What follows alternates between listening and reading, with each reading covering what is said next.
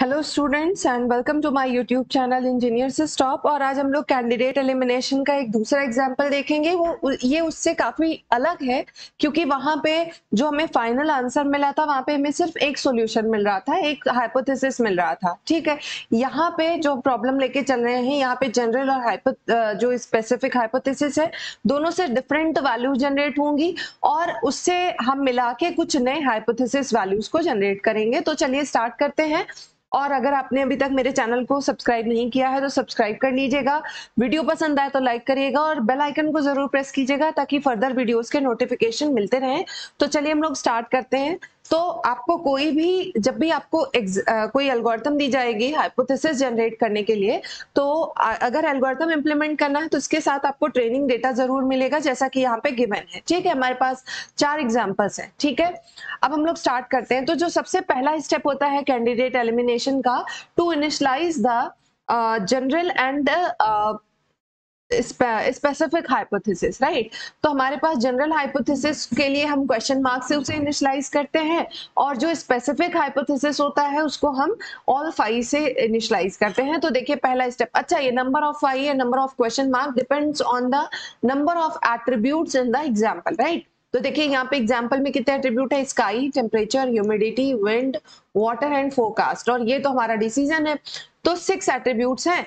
तो इसके बेसिस पे हमने देखिए 5 में ये हो गया हमारा 1 2 3 4 5 6, 6 हमने यहाँ पे वैल्यूज रखी है, 6 5 को रख दिया है और ये हमारा हो गया इनिशियलाइजेशन ऑफ स्पेसिफिक हाइपोथेसिस। ठीक है, इसके बाद जनरल हाइपोथेसिस को हम एच से रिप्रेजेंट कर रहे हैं और इसको हमने इनिशियलाइज किया है ऑल क्वेश्चन मार्क से, 6 क्वेश्चन मार्क और 6 5। ठीक, ये हमारा एकदम बेसिक स्टेप है, इनिशियलाइजेशन है। अब हम आते हैं स्टेप नंबर 2 पे और यहां से हम अपना असली काम शुरू करेंगे, एग्जांपल्स वगैरह से मैच। जी, तो अब हम ये चेक करेंगे कि क्या हमारा ये जो हमने हाइपोथेसिस इनिशियलाइज किया है स्पेसिफिक और जनरल, एग्जांपल 1 के लिए पहले इसकी कंसिस्टेंसी को चेक करना है। ठीक है, तो चलिए अब स्टार्ट करते हैं। देखिए जब हम स्पेसिफिक हाइपोथेसिस से मैच कराएंगे, ठीक है, तो ये कह रहा है 5 और ये कह रहा है सनी, क्योंकि दोनों वैल्यूज मिसमैच हो रही हैं और मिसमैच होने के केस में जो स्पेसिफिक हाइपोथेसिस है ये आंसर क्या करेगा, नो। ठीक है, मिसमैच होने के केस में कोई भी हाइपोथेसिस है आंसर नो ही करता है। लेकिन अब देखिए हमारा जो रियल एग्जांपल है, जो ट्रेनिंग डेटा है, यहाँ पे उसके लिए वैल्यू यस गिवन है। ठीक है, यहाँ पे यस गिवन है और हमारे पास यहाँ पे स्पेसिफिक हाइपोथेसिस नो मिल रहा है। इसका मतलब हमें स्पेसिफिक हाइपोथेसिस को चेंज करने की जरूरत है। तो इसलिए हम सारे प्लेसेस पे यहाँ पे जो वैल्यूज रखी हुई है एज इट इज हम उसे यहाँ पे उठा के रख देंगे। तो देखिए हमने पहले 5 के लिए हमने सनी रखा, दूसरे के लिए वार्म, तीसरे के लिए नॉर्मल और चौथे के लिए स्ट्रॉन्ग, वार्म एंड सेम। जो जैसा कि हमारे पहले वाले एग्जांपल यहाँ पे ऐसा लिखा हुआ है, सेम हमने वहीं पे उतार के रख दिया। और हमेशा ऐसा करते हैं जब पहली बार हम स्पेसिफिक हाइपोथेसिस को मॉडिफाई करते हैं। ठीक है, किसी एक प्लेस पे अगर आप मॉडिफाई करेंगे तो दूसरे प्लेस पर मिसमैच हो जाएगा, तो उससे कोई मतलब नहीं बनता। ठीक है, तो हमने एक साथ ही सारी वैल्यूज को सारे 5 को रिप्लेस किया है और पहले वाले एग्जांपल पे सेट कर दिया है। ठीक है, अब देखते हैं कि जो हमने जनरल हाइपोथेसिस इनिशियलाइज किया था क्या ये सही है या नहीं। तो आइए देखिए, सारे क्वेश्चन मार्क है and question mark can accept any value. ठीक है, ये हर एक वैल्यू को एक्सेप्ट करेगा। तो question mark can accept sunny, warm, normal, strong, warm and same. अगर सारी वैल्यूज एक्सेप्ट हो रही हैं, सही है, तो इस हाइपोथेसिस का आंसर क्या आएगा, यस। और यहाँ पे भी क्या लिखा हुआ है, यस, दोनों वैल्यूज सेम आ रही है। इसका मतलब this hypothesis is consistent for example number 1। हमें कोई भी चेंज करने की जरूरत नहीं है। तो देखिए हमने जो हमारा जनरल हाइपोथेसिस है हमने उसको ऐसे ही लिख दिया है। अब आते हैं हम एग्जांपल नंबर 2 पे। ठीक है, यहां से आप समझने की जरूरत है। तो अगर हम पहले जनरल वाले हाइपोथेसिस को देख लेते हैं, तो क्योंकि जनरल हाइपोथेसिस में अभी भी सारे क्वेश्चन मार्क हैं और ये सारी वैल्यूज तो जब हम मैच कराएंगे तो सब में यहाँ पे मैच हो जाएगा, कहीं मिसमैच नहीं हुआ, बिकॉज क्वेश्चन मार्क और general hypothesis can accept any value. अगर आपके पास क्वेश्चन मार्क है तो ठीक है, ये सारी वैल्यूज को एक्सेप्ट कर लेगा और इसके बेसिस पे ये क्लासिफिकेशन क्या देगा, यस। और यहाँ पे भी पहले से क्या है, यस। तो हमें कोई भी चेंज करने की जरूरत नहीं है। क्यों? क्योंकि ये हमारा ऑलरेडी कंसिस्टेंट है। ये जो H1 लेके चल रहे थे तो इसी को हमने H2 में कॉपी कर दिया है। ठीक है, अब हम आते हैं अपने स्पेसिफिक हाइपोथेसिस की तरफ चलते हैं, ठीक है। स्पेसिफिक हाइपोथेसिस ये हमारा अभी तक हमें ये मिला है, स्टेप 2 पे हमें ये मिला हुआ है, ठीक है। और मैंने ये बता दिया कि H1 को हम H2 में क्यों कॉपी कर रहे हैं, क्योंकि ये सारी वैल्यूज को एक्सेप्ट कर रहा है, कंसिस्टेंट है फॉर एग्जाम्पल नंबर 2, ठीक है। अच्छा, अब मैच कराना शुरू करते हैं भाई। सनी एंड सनी मैच हो गया, बहुत बढ़िया बात है। तो हम इसको S2 में ऐसे ही लिख देंगे। यहाँ पे लिखा है जो आपका S1 में लिखा है वार्म, और यहाँ पे भी लिखा है ऊपर, एक सेकेंड, यहाँ पे भी लिखा है वार्म, ठीक है। दोनों ही प्लेसेस पे आपको वार्म मिल रहा है। मैं थोड़ा पेन चेंज कर लेती हूँ, एक सेकेंड। हाँ, दोनों ही प्लेसेस पे आपको वार्म मिल रहा है, इसलिए आप इसको एज इट इज रख दीजिए, कोई दिक्कत नहीं है। अब देखिए यहाँ पे देखो, थर्ड वाला जो एट्रीब्यूट है यहाँ पे है नॉर्मल, और यहाँ पे क्या है, हाई।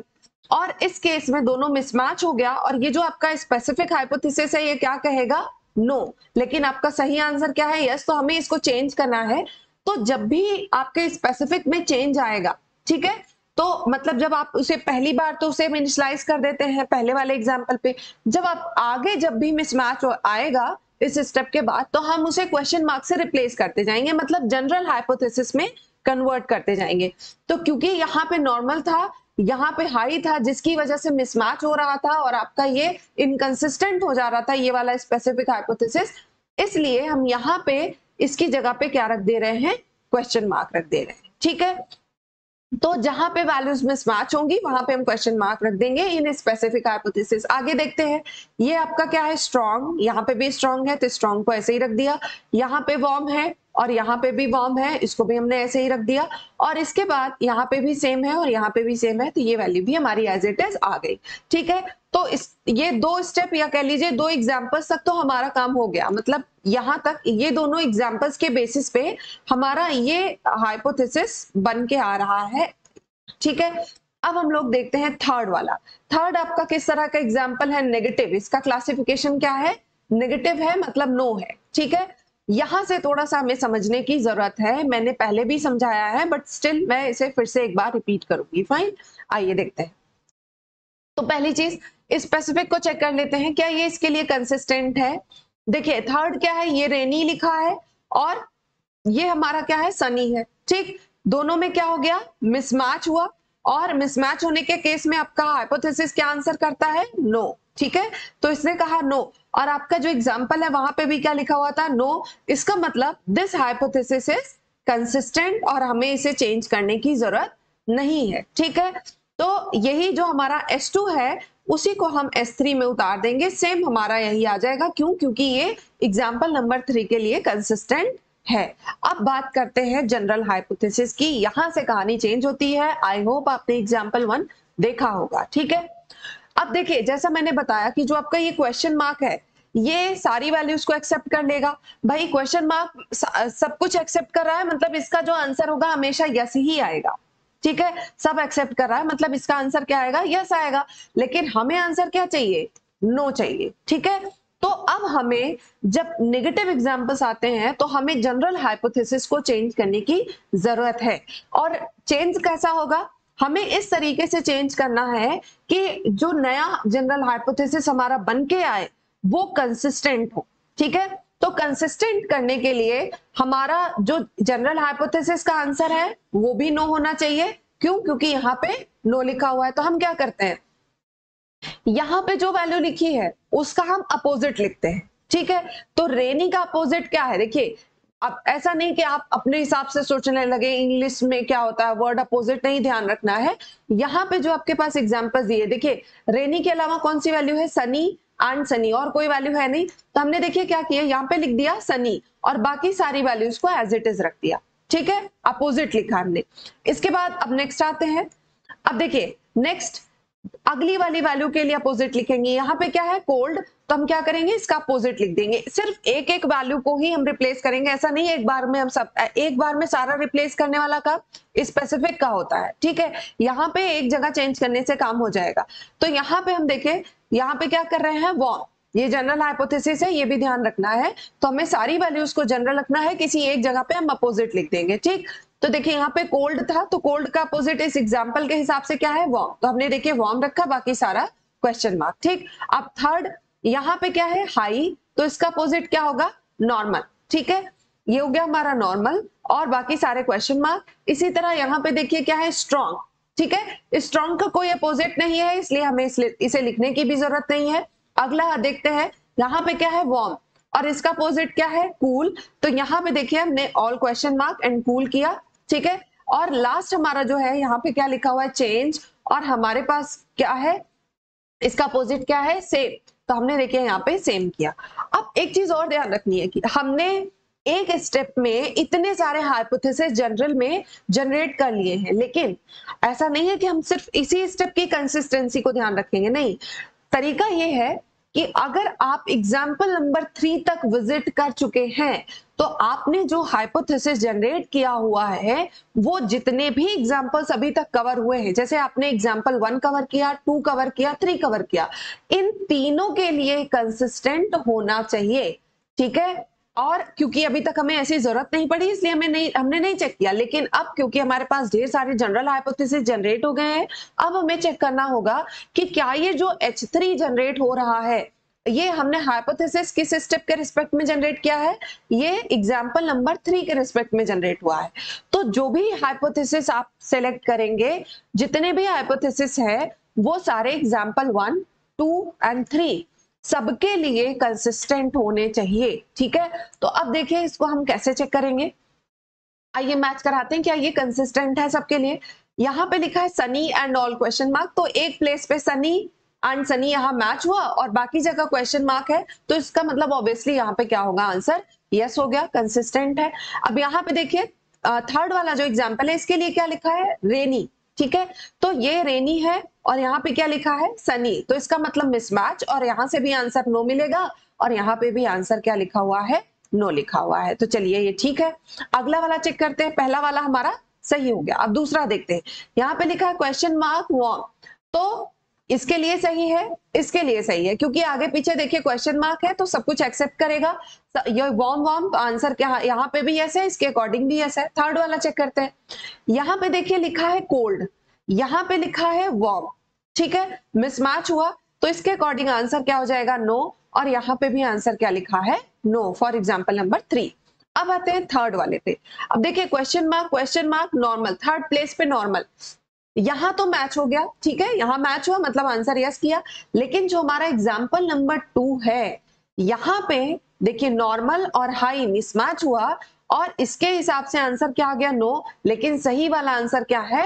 यस। तो इसका मतलब ये हमारा एग्जाम्पल नंबर 2 के लिए इनकंसिस्टेंट है, लेकिन हमें सिर्फ वैसे हाइपोथेसिस लेके चलना है जो अभी तक जितने एग्जाम्पल कवर हुए हैं सबके लिए कंसिस्टेंट हो, इसलिए हम इसको रिमूव कर देंगे। ठीक है, अब आई होप आपको क्लियर हो रहा होगा कि हम इसको क्यों रिमूव कर रहे हैं, because this is not consistent with example number 2 due to this attribute. Here it is high and here it is normal, mismatch होगा, जिस वजह से आप ये वाला जो है ये कहेगा नो और यहाँ पे आंसर लिखा है यस। फाइन।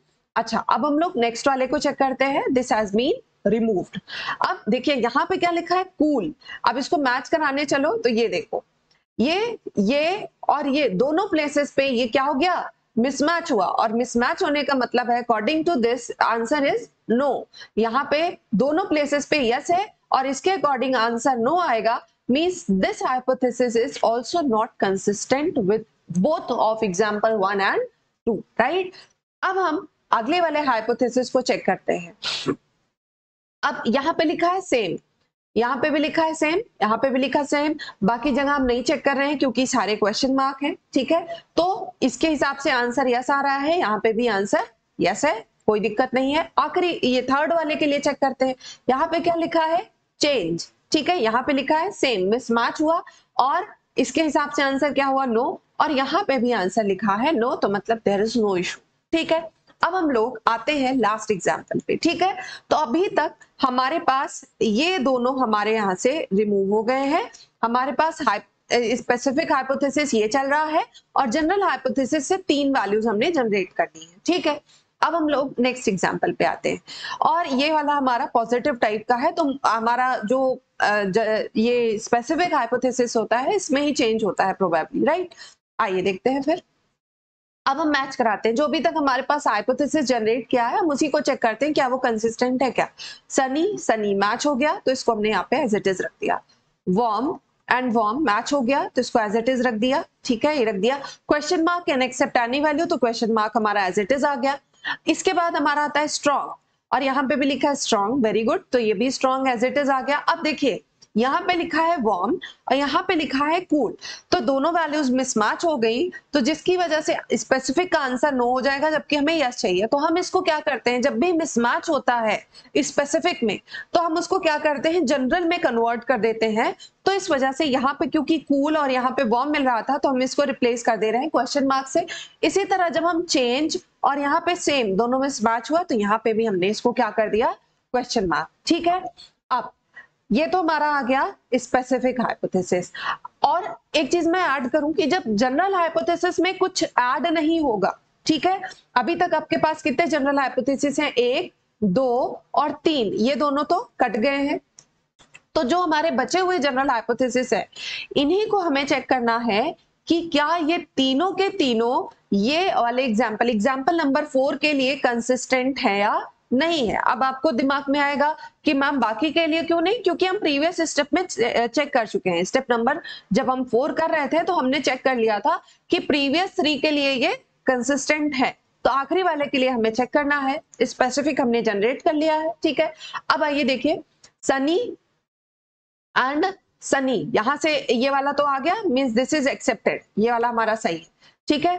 अब देखिए अगला वाला क्या, question mark and warm, question mark warm, ये भी सही है इसके लिए, ठीक है। चलिए ये भी हमारा एक्सेप्ट हो गया। अब जो बच रहा है वो है लास्ट वाला क्वेश्चन मार्क सेम, यहाँ पे क्या लिखा है सेम और यहाँ पे क्या लिखा है चेंज, तो ये दोनों ये यहाँ इस प्लेस पे यहाँ पे मिसमैच हो गया। देखिए ये चेंज है ये सेम है, तो ये क्या हो गया मिसमैच। इसका मतलब ये आंसर क्या करेगा, नो, और यहाँ पे आंसर क्या आ रहा है, यस, ठीक है। तो इसका मतलब दिस इज इनकंसिस्टेंट, इसको हम रिमूव कर देंगे। तो फाइनल जो हमें सारे एग्जांपल्स को प्रोसेस करने के बाद जो हाइपोथेसिस जनरेट हो रहा है वो स्पेसिफिक, मतलब S4 ये है स्पेसिफिक वाला और H4 ये है हमारा जनरल वाला, ठीक है। आई होप मैंने आपको समझाया है, कोशिश पूरी की है। थोड़ा सा ये कॉम्प्लिकेटेड है, मैं फिर से कह रही हूँ कि if you are clear with the concept of consistent and inconsistent hypothesis तो आपको बेहतर समझ में आ रहा होगा। फाइन, आगे आते हैं। अब जो नेक्स्ट स्टेप है इसमें हम क्या करते हैं, हम जो हमारे पास एग्जांपल्स हैं जो हमने हाइपोथेसिस जनरेट किए हैं, ठीक है, इन हाइपोथेसिस को हम इन नई वैल्यूज इनकी हेल्प से जनरेट करते हैं। तो देखिए हमें जो एग्जांपल मिला था क्या मिला था, स्पेसिफिक से हमें ये मिल रहा है, जनरल से हमें ये मिल रहा है, ठीक है। तो ये तो तीनों हमारे पास है ही, ठीक है। अब यहाँ पे देखो, चलिए देखते हैं, हम मैच कराना शुरू करते हैं जनरल और स्पेसिफिक को, ठीक है। तो एक सेकेंड, जनरल और स्पेसिफिक को हम लोग मैच कराते हैं। तो देखिए सनी एंड सनी ये दोनों मैच हो गए, ठीक है। अब यहाँ पे देखिए यहाँ पे आया है वार्म और यहाँ पे आया है क्वेश्चन मार्क, ठीक, मिसमैच, पहला मिसमैच हमें मिला, ठीक।